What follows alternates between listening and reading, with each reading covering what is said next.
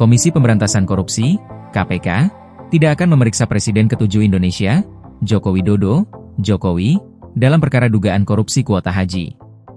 KPK menilai penyimpangan pembagian kuota haji tambahan itu terjadi di tahap operasional. Juru bicara KPK Budi Prasetyo menjelaskan, pemerintah Indonesia kala itu melalui Jokowi memang menerima kuota haji tambahan sebanyak 20.000 jemaah oleh Kerajaan Arab Saudi. Namun, perbuatan melawan hukum terkait pembagian kuota itu malah tidak dilakukan sesuai undang-undang di level Kementerian Agama, Kemenak. Jadi perbuatan melawan hukumnya adalah ketika di tahapan operasional yaitu tahapan diskresinya. Tahapan pengambilan keputusan mengapa tambahan kuota haji sebanyak 20.000 itu dilakukan diskresi di level Kementerian Agama, ujar Budi Prasetyo, Senin, 12 Januari 2026. Dalam perkara ini, melalui Keputusan Menteri Agama Nomor 130 Tahun 2024 tentang kuota haji tambahan tahun 1445 Hijriah, 2024 Masehi pembagian kuota haji tambahan dibagi 50% untuk kuota haji reguler 50% untuk kuota haji khusus. Padahal, Undang-Undang telah mengamanatkan pembagian kuota itu seharusnya dengan proporsi 92% untuk reguler dan 8% untuk kuota haji khusus. Itu yang kemudian didalami. Karena dari penyidikan perkara ini pihak-pihak di Kementerian Agama, kemudian instansi terkait yang juga mengetahui bagaimana tahapan dan proses penyelenggaraan ibadah haji ini juga dimintai keterangan. Termasuk turunannya ke bawah, sambung Budi.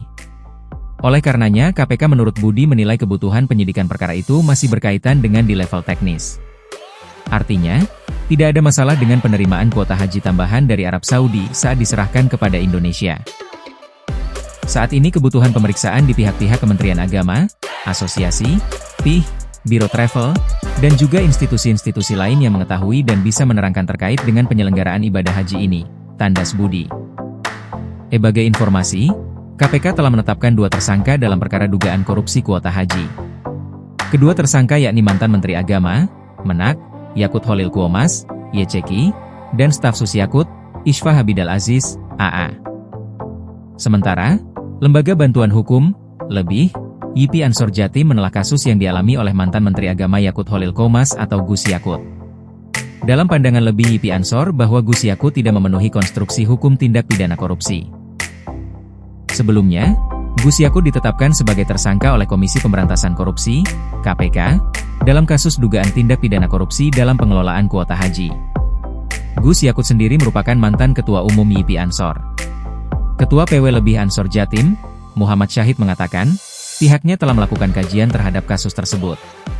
Menurutnya, proses penegakan hukum terhadap pejabat negara tidak boleh dibangun di atas asumsi, tekanan opini publik, atau perbedaan pandangan kebijakan.